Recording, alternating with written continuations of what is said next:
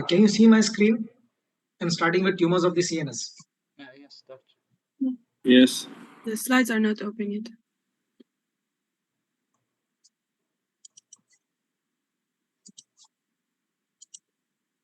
Now, can you see it? The slide is not No. open. No, doctor. Just the file manager.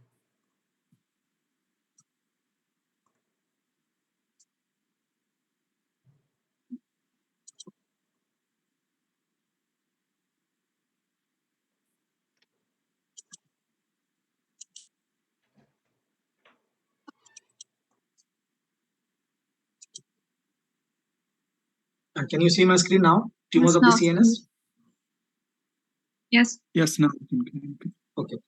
So what I will do, I will go from backwards. Okay. Because I think in the end exam, the previous topics they have already been covered in the previous exam. So I will go from the backwards. So these are the fresh topics, and at the end we will do the topics which were covered earlier. So we'll start with tumors of the CNS.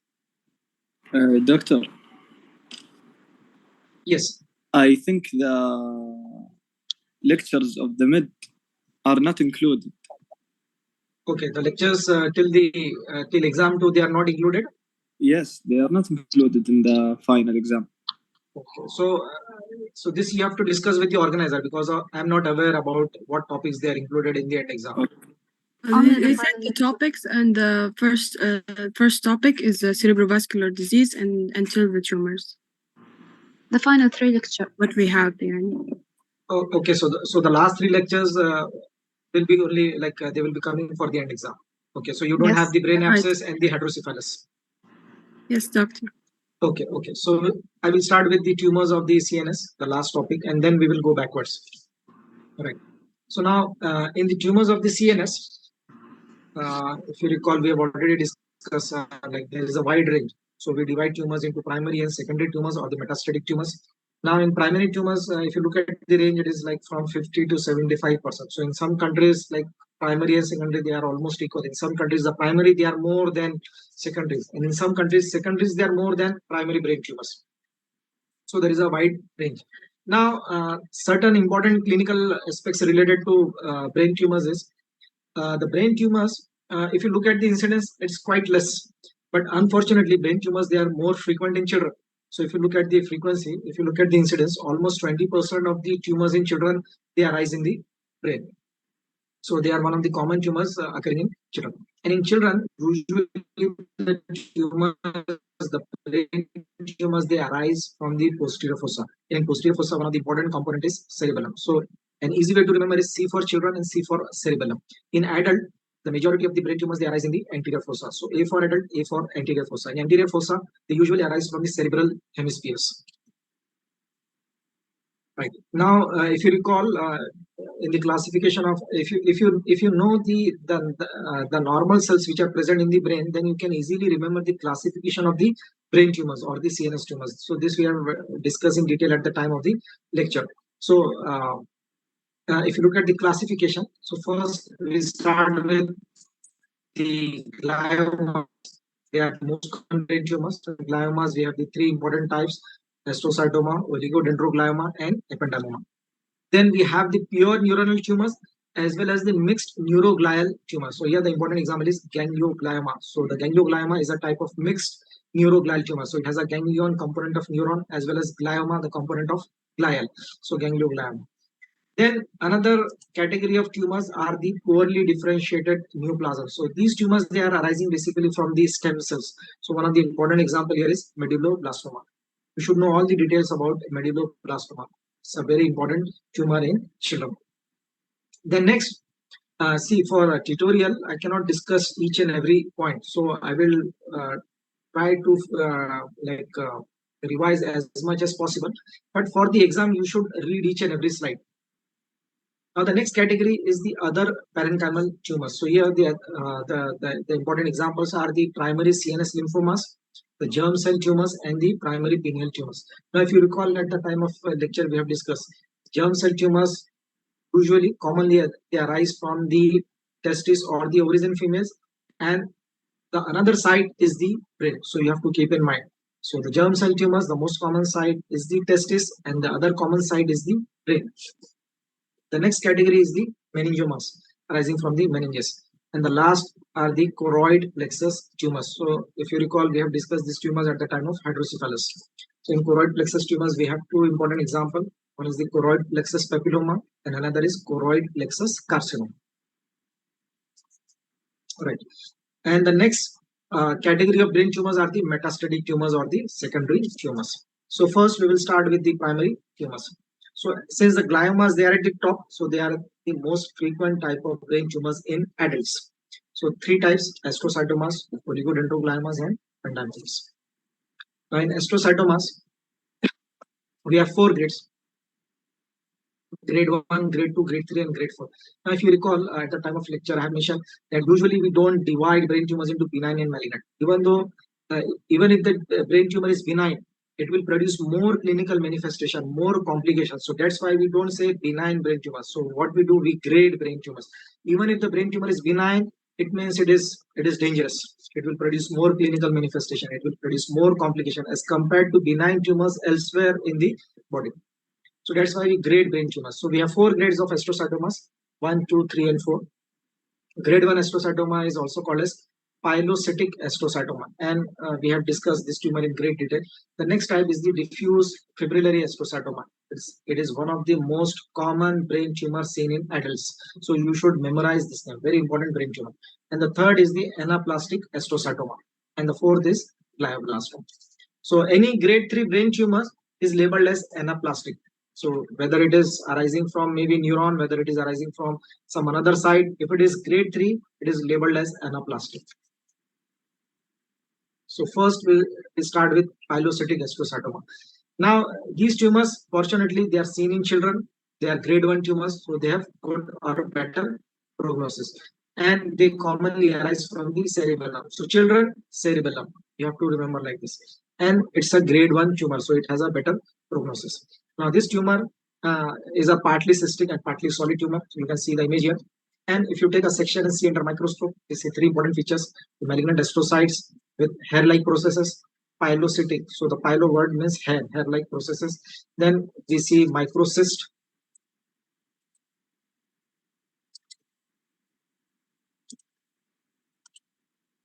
You can see some microcyst, and the arrow, that is the Rosenthal fibers. So these are the important microscopic features. Regarding prognosis, they are slow-growing tumors, so they have better. Again, here we are seeing better prognosis. Even though it is grade 1, we are not saying good prognosis. We are saying better prognosis, because even though it is grade 1, it is benign tumor, still it will produce more neurological deficit, more clinical manifestation, more complications. So we are saying better prognosis. Right. Now the next is diffuse fibrillary astrocytoma. So it's the most common brain tumor in adults, usually seen in 4 to 6 decade of life. The most common site, again, as a general rule in adults, cerebral hemispheres. Now it can also arise from cerebellum, brainstem, and spinal cord. So almost each and every part of it can arise from each and every part of brain. But the most common site is the cerebral hemispheres. You can see the MRI image of the tumor. So look at the size. It is forming a huge mass. It's a big tumor. So it's an aggressive tumor. It's a grade 2 tumor. The name itself is diffuse. So it is spreading diffusely. And if you look at the margins, they are fuzzy. They are not well defined margins. So it's a invasive. It's an infiltrative tumor. And this tumor, if you look at the midline, it is shifting the midline. The midline is deviated on the left side. The tumor is on the right side. And this tumor, it can also infiltrate into the corpus callosum, and it goes to the other cerebral hemisphere, forming a butterfly tumor. In some patients, even it may replace an entire cerebral hemisphere. The tumor may occupy entire one cerebral hemisphere. So it's a highly aggressive tumor. So again, here you can see a large tumor almost occupying 1/4 of the cerebral hemisphere. Again, here, look at the size, a very huge tumor, very large tumor, massive tumor.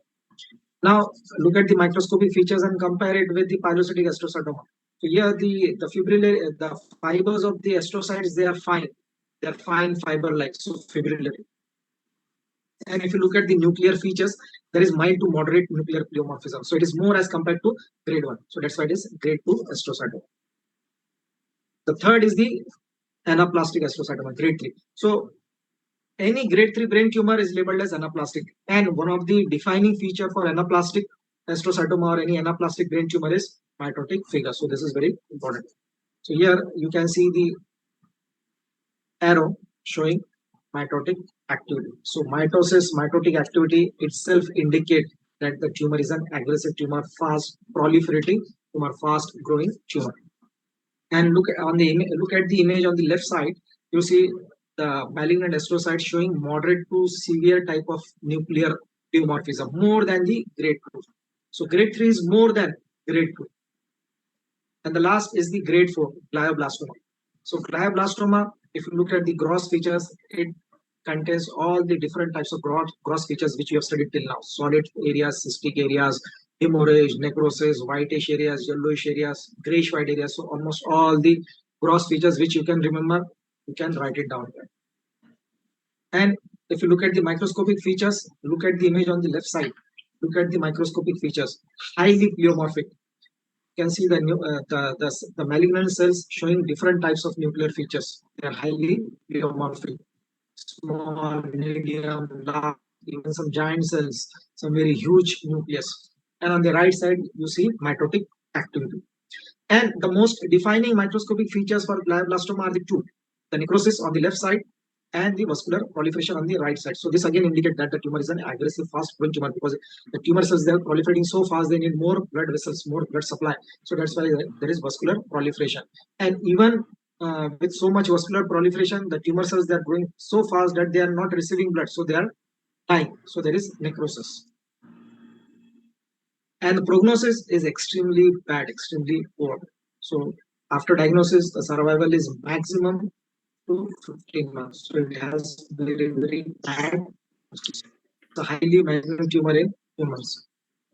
The next tumor is oligodendroglioma. So from beginning itself, it is grade 2. There is never grade 1 oligodendroglioma. So from the beginning itself, it is grade 2. And again, similar, like you can see the epidemiology, 4 to 5 decade of life, cerebral, the common side is the cerebral hemisphere. So you can remember this as a general rule in adults, 4 to 6 decade of life and cerebral hemispheres. Then regarding gross, if you look at the gross, now this is a grade 2 tumor, but still the tumor is well circumscribed. So if you compare it with grade 2 astrocytoma is diffusely spreading. So grade 2 oligodendroglioma has comparatively better prognosis as compared to grade 2 astrocytoma, which is diffusely spreading tumor. And if you look at the microscopic features, the two important microscopic features are the chicken capillaries and the fried egg appearance. Now, the third type is the ependymoma. Again, ependymoma from the beginning itself, it is grade 2. Now, ependymoma can be seen in children as well as in adults. In children, we know the most common site for the brain tumor is the cerebellum, is the posterior fossa. Now, we are talking about ependymoma. So, in the posterior fossa, from which side the ependymoma may arise? It will arise from the fourth ventricle. So, we know fourth ventricle is present in the posterior fossa. Right. Now, any tumor, when it is arising in the ventricle, so it will have two important clinical features.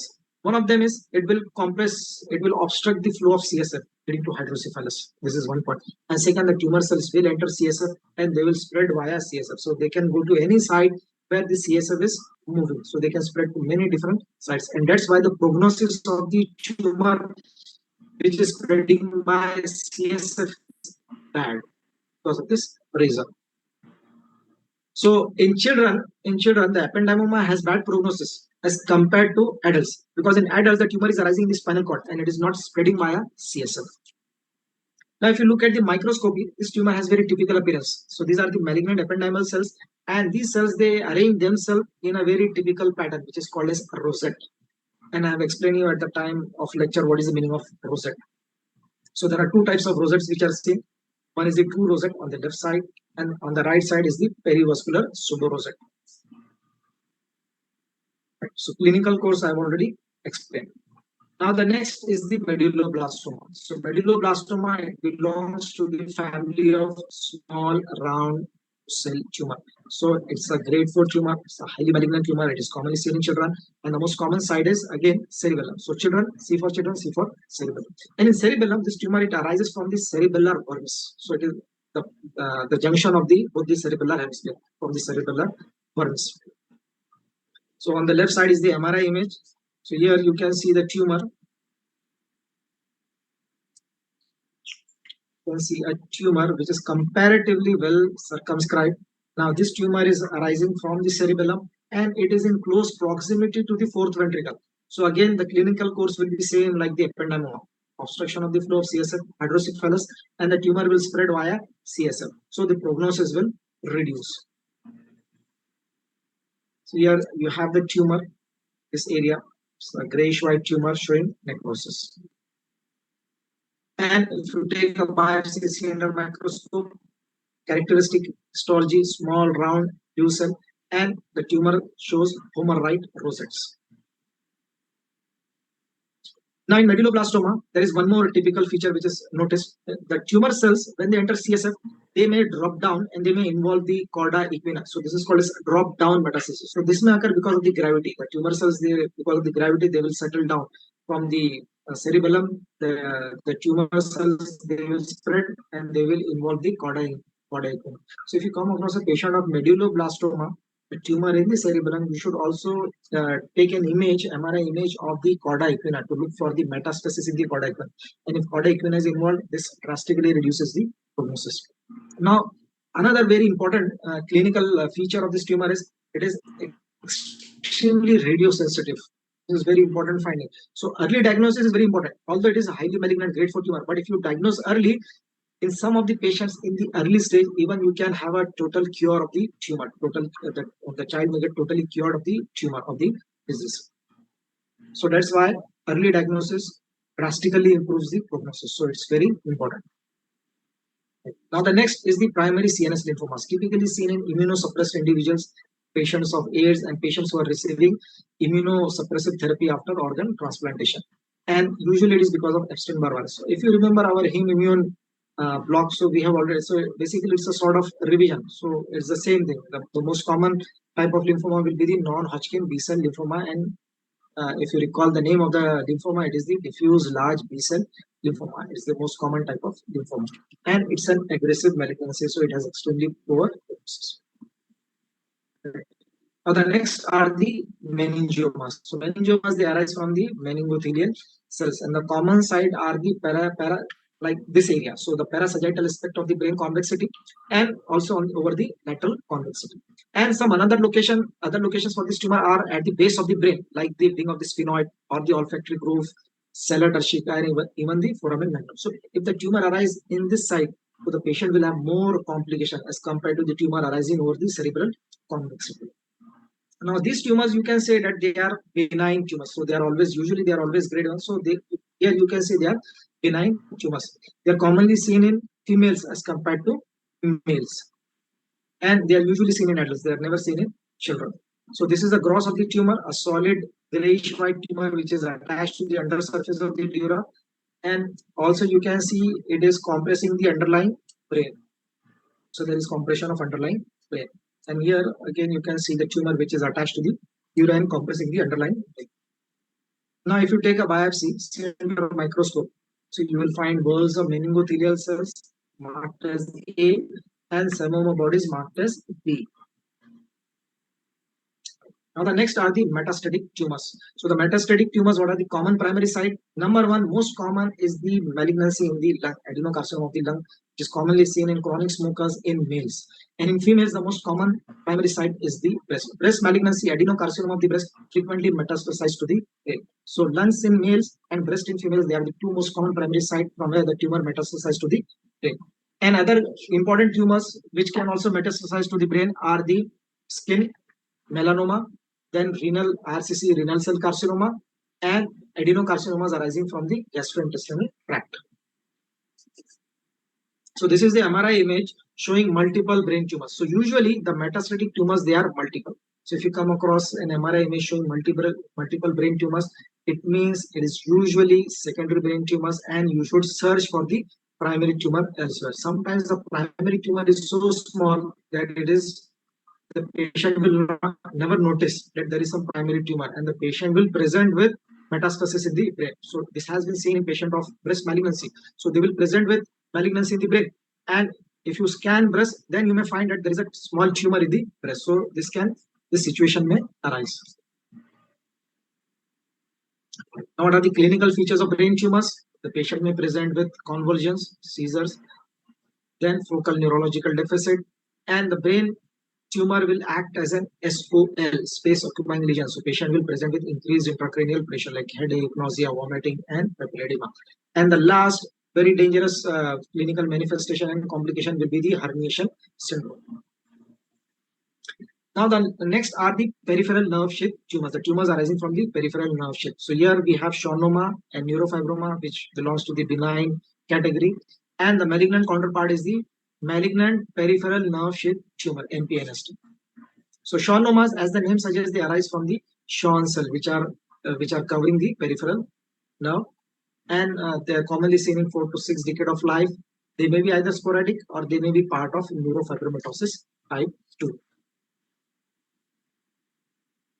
Then the common site for schwannomas are the peripheral nerves, usually the flexor surface of the extremities and the head and neck region, and the sensory cranial nerves, particularly the vestibular branch of the 8th cranial nerve. It is one of the common site for development of schwannoma. And usually the schwannoma may they usually develop at the junction of cerebellum and pontile, CP angle. It is called as CP angle. So they are commonly seen in that location, CP angle. And because of the involvement of the vestibular branch of the 8th cranial nerve, the patient will present with tinnitus, ringing sensation in the ears, and hearing loss. The next is the neurofibroma. So neurofibroma is again a benign tumor, and we don't know from which cell neurofibroma arises. And if you look at the histology of neurofibroma, it is composed of all the cells of peripheral nerve sheath: Schwann cell, fibroblast, and perineural cell. So neurofibroma can occur either sporadically or as a part of neurofibromatosis type 1. The malignant counterpart of both this tumor is called as malignant peripheral nerve sheath tumor. And again, it's a highly malignant tumor. It is almost same like the glioblastoma. So it has very poor prognosis. And it metastasizes very early, it spreads very fast. So it's a highly malignant tumor. Then the next are the familial tumor syndrome. So here we have two important examples: neurofibromatosis type 1 and type 2. Both of them, they are autosomal dominant. Type 1 is more frequent than type 2. And in pathogenesis, so type 1, inactivation of NF1 gene, located on 17, again 1. So you can easily remember like this: type NF1 1. So gene name is NF1 gene 1. Inactivation, again I1, which is same like 1, then chromosome number 17, again 1. So easy way to remember. And it encodes neurofibromin, the protein. So because of the inactivation of the gene, there is no production of neurofibromin. So this leads to following clinical features. What are these? Number 1, look at the torso of this patient. It is studded with hundreds of neurofibromas. The body is full of neurofibromas, multiple neurofibromas. Then next, glioma of the optic nerve. So this may lead to blindness. Then next, the patient may develop such type of nodules, collection in the iris, dish nodules. And the last is the cafe au lait macules, hyperpigmented macules. The next type is the neurofibromatosis type 2. So same like the type 1, autosomal dominant, but the gene here is different. NF2 gene on chromosome number 22, so 222. And NF2 neurofibromatosis type 2 shows bilateral 8 nerve schwannomas, also called as bilateral acoustic neuromas, because they are affecting the nerve which is responsible for the sound. So acoustic neuromas. Then next, ependymomas, multiple ependymoma of the spinal cord. And the last are the multiple meningiomas. So these are the important features which are seen in neurofibromatosis type 2. Doctor, Yes. which one of the tumor is the most bad prognosis? You're talking about the brain tumors? Yes. Glioblastoma. Grade 4 astrocytoma. Glioblastoma. Yeah. And what do you mean about bridging? Wait. Pardon me? Wait. It's okay. I'll ask next time. خلاص it's okay. Cancel the question خلاص. Okay.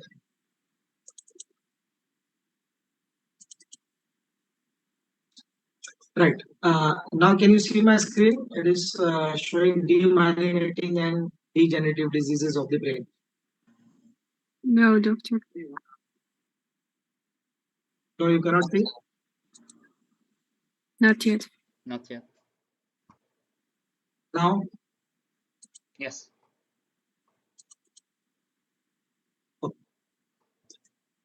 Right. So first we will start with the demyelinating diseases. So these diseases, they are usually acquired condition, and as the name suggests, there is loss of myelin. There is damage to the myelin. So because of myelin loss, myelin damage, the nerve conduction, the conduction of the nerve impulses is affected, which leads to neurological deficit.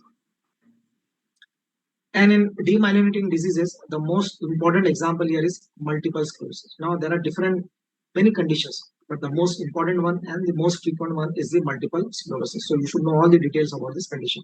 So it's an autoimmune disease, chronic autoimmune inflammatory disease, inflammatory condition, commonly seen in females, and we have seen the characteristic features of all the autoimmune diseases. If you recall, those same common characteristic features you can fit into multiple sclerosis. Right. Now the clinical course, again, the common characteristic feature of any autoimmune disease is characterized by remission and exacerbation. So this is the clinical course of any autoimmune disease, remission and exacerbation. So multiple sclerosis is a white matter disease because it affects the myelin sheath. Now the disease is usually, so first there is an unknown antigen. Most of the authors, they say it might be Epstein-Barr virus. So now this unknown antigen interacts with the CD4 helper T cells, and there is activation of number 1 and number 17 helper T cells. So number 1 helper T cells, it produces interferon gamma, which activates macrophages, and the number 17 helper T cells, it causes recruitment of leukocytes. So basically there is inflammation and there is activation of macrophages. So the inflammation and the inflammatory cells, it will damage myelin, and the damaged myelin will be phagocytosed by macrophages. So basically there will be damage to there will be loss of myelin. Now the next step in the pathogenesis is the oligodendroglial cells, they will try to remyelinate. So when there is remyelination, there will be the neurological deficit will somewhat improve in the patient because of the remyelination. But since there is a toxic environment, even the oligodendroglial cells, they will die, and that area will be replaced by the astrocytes, gliosis, and the neurological deficit will become permanent. So this is the pathogenesis of multiple sclerosis. Now, as we have seen, there is gliosis. So gliosis basically is like a scar tissue occurring in the other tissues of the body. So that tissue is usually, it is not flat, so it is slightly elevated. So we call it as plaque, and it will be firm in consistency. So these are called as multiple sclerosis plaque. So look at the color; it is brownish, tan in color, and it is well circumscribed, but it is irregular in shape. Look at the shape; it is irregular, and the most common location is around the ventricle, and it is somewhat shiny, so it is called as glassy. So again, here you can see the plaque of multiple sclerosis, the arrow. Right. Now, at the autopsy, you can do a procedure for to identify if the patient is suffering from multiple sclerosis or not. You take the slice of brain, where you find the suspected area, and you keep that slice of brain in the Luxol fast blue. So the area where the myelin is present will take up the blue color, and the area which doesn't contain any myelin, there is demyelination, so that area will be colorless. So this is how you can identify on autopsy. So on the MRI image, look at the plaque. So they resemble like SOL. They simulate like SOL. So if you show this image to a radiologist, he will say most probably this is a brain tumor. It appears like a SOL. So you have to remember another differential diagnosis of SOL is plaques of multiple sclerosis. Now these are the common site for the involvement of in the patient of multiple sclerosis. So the most common site is around the lateral ventricles, which we have seen periventricular. The next is the optic nerves and optic chiasma. So the patient might present with blindness. So the patient will present with blindness. First, blurring of vision, then it may increase to blindness. Then next, involvement of brainstem. So here you have the cranial nerve sign. The patient may present with ophthalmoplegia, nystagmus. Then next, involvement of cerebellum. So the patient will have disorders related to the equilibrium, ataxia. Then involvement of the spinal cord. So depending upon which area of the spinal cord is affected, like if there is affection of spinal cord at the level of lumbar vertebrae, lumbar region, the patient will have paralysis of the legs. Patient might also lose the control over urine and stool, urinary incontinence, stool incontinence. In male, it might lead to sexual dysfunction. Now, if you take a biopsy and see under microscope, so you may find two types of plaque. One is the active plaque. So as the name suggests, active, it means the inflammation is ongoing. So here in the left side of the image, you see blue dots. So that is inflammation. And on the right side of the image, you see many macrophages. So these macrophages, they will scavenge the myelin sheath. So this is ongoing inflammation. So active plaque. And in the advanced stage, you get an inactive plaque. So what, inactive plaque, it means now the inflammation has subsided and that area has been replaced by the gliosis. So now there is no active inflammation. So this is called as inactive plaque. So there will be area of gliosis. So in this image, below the arrow, you see the area of gliosis. So clinical manifestations we have already seen. Now the next condition is the neurodegenerative diseases. I hope you remember the definition of neurodegeneration, and I have given you the classical example how to remember neurodegeneration. So these are the diseases of the gray matter. Typically involves neuron, and the involvement is usually, it is selective. We have seen there is selective involvement of neurons. So there might be involvement of some group of neurons and the surrounding neuron is normal, it is healthy. And it is characterized by the deposition of abnormal protein aggregates which are undigested protein. So if you recall, it is similar to the amyloid. And we can use these protein deposits to identify this disease, to diagnose these conditions. And we classify these neurodegenerative diseases based upon the location of the involvement of the brain, part of the brain which is involved. So starting from top to bottom, involvement of cerebral cortex, neurodegeneration affecting cerebral cortex. The important example here is Alzheimer's disease. Then involvement of basal ganglion brainstem. So here we have two scenarios. In one scenario, the patient may have increase in involuntary movement, which is called as chorea. Or in another situation, another scenario, the patient will have decrease in voluntary movement, which is called as Parkinsonism. So in chorea, we have an important example, which is called as Huntington disease, which is characterized by Huntington chorea. The next is spinocerebellar degeneration. So degeneration affecting cerebellum and spinal cord. So here the example is Frederick ataxia. Frederick, name of the scientist. And the last is the affection of motor neurons. So the important example here is motor neuron disease. So upper motor neuron, lower motor neuron, both they are affected. And here again there are different grades. And in this disease, I've given you the example of Stephen Hawking. So first, we will start with the most important, most common condition, that is the Alzheimer's disease. So it is the most common neurodegenerative disease in the elderly, causing dementia. Dementia means loss of memory. So the disease usually starts after the age of 5 years and it has a long protracted course. So the disease is relentless. It will not stop. After 50 years, the disease goes on progressing, and the advanced disease will be like at the age of around 62 to 65 years. Now, most of these diseases, most of these cases, they are sporadic, but they can be even like 5 to 10% of cases can be familial. So again, there is a role of some genetic abnormality. Right. Now, pathogenesis, as we have discussed, the most important reason is deposition of amyloid beta protein. So now this protein is a neurotoxic protein. So this protein will damage, it will irritate, it will destroy the neurons, it will destroy the surrounding structures. So this is the growth of the patient of Alzheimer's disease. Now compare the left brain with the right brain. So in the left brain, there is a normal brain, and the right brain, you will see there is widening of the sulci and narrowing of the gyri. So basically there is neurodegeneration. So neurodegeneration leads to narrowing of the gyri. The gyri becomes small. So because of since the gyri, they are becoming small, so what is happening? The sulci has become wider. This is clear. The opposite is seen in cerebral edema. Now, if you take a biopsy and see under microscope, so what are the important microscopic features? They are neuritic plaque, neurofibrillary tangle, cerebral amyloid angiopathy, and granobodies. So these are the neuritic plaques. Now, the disease, the Alzheimer disease, usually begins in the temporal lobe. From temporal lobe, it involves the frontal lobe, then parietal lobe, and it goes like this. So temporal lobe, frontal, parietal, and it goes backwards. So this is how the Alzheimer disease starts. So the initial part of the brain which is involved is the temporal lobe, and in the temporal lobe, the most important part of the brain which is involved is the hippocampus, which is related to the memory. So that's why loss of memory, forgetfulness, dementia is the starting clinical feature of Alzheimer disease. So this is the area showing neuritic plaque. So these are the dystrophic neurites, and in the center you see that light pinkish, light yellowish material, that is the amyloid. Here on the right side of the image, the pinkish material is the amyloid beta protein surrounded by the blackish dystrophic neurites. So this is neuritic plaque. So neuritic plaque, they are seen in hippocampus, amygdala, and neocortex. The next is the neurofibrillary tangles. So here you can see the neurofibrillary tangles, and they are composed of tau protein.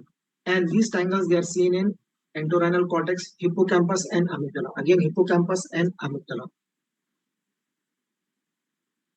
The third is the cerebral amyloid angiopathy. So the blood vessels, they have become thickened, they have become, and the lumen have become narrow. So because of deposition of amyloid in the blood vessel. And the last is the hyalinobodies. So hyalinobodies, they are specifically seen in Alzheimer's disease. They are composed of actin, and the common site of the brain which is involved is the hippocampus. So in all the three areas, three scenarios, hippocampus is severely involved. So I think the meeting will end now. So maybe after 5 minutes I will resume. Okay, because the time so it's like 45 minutes. So I will send you another link. So you please join it, but join after 5 minutes. Okay.